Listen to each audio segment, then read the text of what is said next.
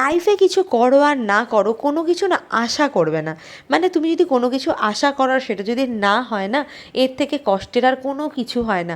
ভাবছো তো কেন আমি এই কথা বললাম? আরে বাবা, ক্রমশ প্রকাশ্য এত তাড়াহুড়ো করলে কি করে হবে, তাই না?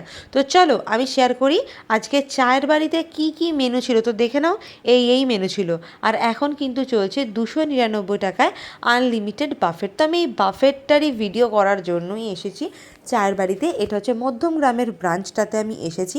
এটা কিন্তু নাকি ভীষণই ভালো ভালো খাবার দাবার হয়। তো কী কী মেনু ছিল তোমরা আগেই দেখে নিলে। আর এখানে কিন্তু খেতে, যদি বাফেট খেতে আসো তাহলে কিন্তু প্রি বুকিং করে আসতে হবে তোমাদেরকে, না হলে আমার মতন কিন্তু কেস হয়ে যাবে। তো আমরা প্রি বুকিং করে এসেছি। নেক্সট বলে রাখি, এখানে কিন্তু অনেক টার্মস অ্যান্ড কন্ডিশন রয়েছে। মানে তুমি যখন থেকে খেতে হবে তাও 1 ঘন্টা টাইম পাবে সমস্ত কিছু খাবার দাবার নেওয়ার জন্য। আর তার 1 ঘন্টা পরে কিন্তু তুমি আর কোনো কিছু খাবার নিতে পারবে না, অর্ডার করতে পারবে না। তোমাকে 15 মিনিট টাইম দেওয়া হবে, তুমি তার মধ্যে খাবারটা কমপ্লিট করতে হবে। মানে ধরো তুমি 12টার সময় গেলে, 12টা থেকে 1টা পর্যন্ত তুমি সমস্ত যা খাবার নিয়ে নিতে পারো নেবে। আর 1টা থেকে 1টা 10, 15, 20 বা ধরো 1:30 অবধি তুমি খাবার টাইম পাবে, দ্যাটস ইট। আর খাবার নিয়ে যদি তুমি খাবার নষ্ট করেছো বাবা, তাহলে কিন্তু তোমাকে ফাইন দিতে হবে, ঠিক আছে? তো চলো, এই হচ্ছে যে এখানকার মেন টার্মস অ্যান্ড কন্ডিশান। এইবার তোমাদেরকে আমি বলে রাখি যে আমি কেন এত দেরি করে এখানে খেতে এসেছি। কারণ চায়ের বাড়ি কিন্তু একসময় ভীষণই একটা পপুলার জায়গা, তো এখনও নিশ্চয়ই রয়েছে। তো তোমরা ভালো করেই জানো, যখন যেটা ট্রেন্ডিংয়ে থাকে তখন কিন্তু আমি সেই জায়গার ভিডিও করতে একদমই পছন্দ করি না। কেননা তখন তো সবসময় সব কিছু উড়ছে উড়ছে এরকম একটা ভাব, তখন তো সব কিছু ভালোই হবে। লাস্ট যে ভালো থাকবে সেই তো অরিজিনাল ভালো না। তো সেই জন্য আমি কিন্তু এখন, যেহেতু এটা এখন কেউ ভিডিও করছে না, তাই আমি ভাবলাম যে চলো বাফেটটা যখন এত ডিম্যান্ড ছিল কোনো একটা সময়, তাহলে এই বাফেটটা আমি ট্রাই করব। তো আমি কিন্তু চলে এসেছি বাফেটটা ট্রাই করতে। তো আমার নিজস্ব মতামত, আমার কীরকম কী লেগেছে সবটাই তোমাদের সাথে ডিটেলসে শেয়ার করব। চায়ের বাড়ির এক্সপিরিয়েন্স আমার কীরকম হলো, তো এই নিয়েই আজকে টোটাল ভিডিওটা। তো ভিডিওটা তোমাদেরকে বলার যে প্লিজ আধখাপচা দেখে কোনো রকম কোনো মন্তব্য করবে না। পুরো ভিডিওটা দেখবে, তারপরে নিজের মন্তব্যটা পেশ করবে। তো দেখো আমি কিন্তু থালি সাজিয়ে নিয়েছি। এই যে 299 টাকার থালি, এটা কিন্তু আগে ছিল 249। তবে আগে যা যা খাবার দিত তার কিছু এদিক ওদিক কিন্তু ওরা করেছে। এই যে দেখো এখানে ফ্রাইড রাইস বা নুডলস দিয়েছে, তার সাথে কিন্তু গ্রেভি জাতীয় কিছু দেওয়া উচিত ছিল, বাট সেটা করেনি। গার্লিক চিকেন দিয়েছে, ঠিক আছে? তো ফার্স্ট থেকে আমি শুরু করি যে কোনটা আমার কীরকম কী লাগলো। নুডলসটা যেটা আমরা খেয়েছি সেটা আমার এতটা পরিমাণে গন্ধ লাগছিল, ঘামা ঘামা, প্লাস এটা যে বাসি সেটা খেয়েই বোঝা যাবে আর কি। আর এখানে কিন্তু চিকেন কষা টাইপের ছিল, মানে যাচ্ছে তাই চিকেন কষা, জাস্ট খাওয়া যায় না, মানে কি বলবো। নেক্সট গার্লিক চিকেন, এই গার্লিক চিকেনটা কিন্তু ভেতর দিকটা একটু কাঁচা কাঁচা ছিল, কিন্তু টেস্টটা মোটামুটি ঠিক আছে, চালিয়ে নেওয়া যায়। আর এই তন্দুরি, যে চিকেনের তন্দুরিটা করেছে, এতটাই মানে শুকনো ছিল, ড্রাই ছিল, খেতে কিন্তু খুবই প্রবলেম হয়েছে।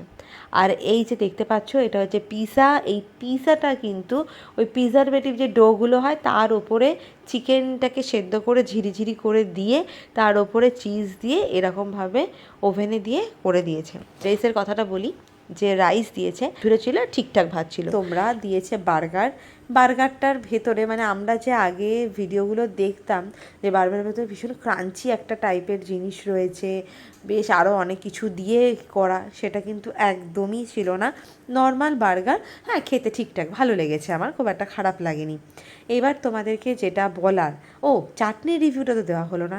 চাটনির রিভিউটা কি বলবো, মানে কোনোভাবে সেদ্ধ করা হয়নি, জাস্ট ওই টমেটোটাকে দিয়ে, মানে কাজু বাদাম কিশমিশ ভরপুর দিয়ে একটু 5 মিনিট রেখেই মনে হয় তুলে নিয়েছে।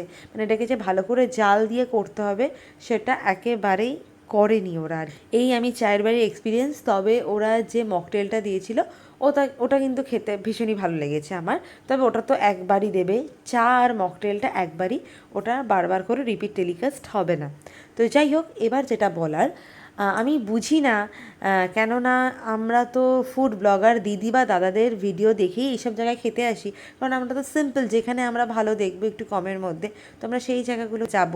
আর যেহেতু আমি ভিডিও করি, আমার সেমনি কভার করার চিন্তাভাবনা। যে খাবারগুলো এরকম লাগছিলো, আমি কোনো রকম কোনো দিনও আজ অবধি কোনো স্টাফদের সাথে কোনো কথা বলিনি।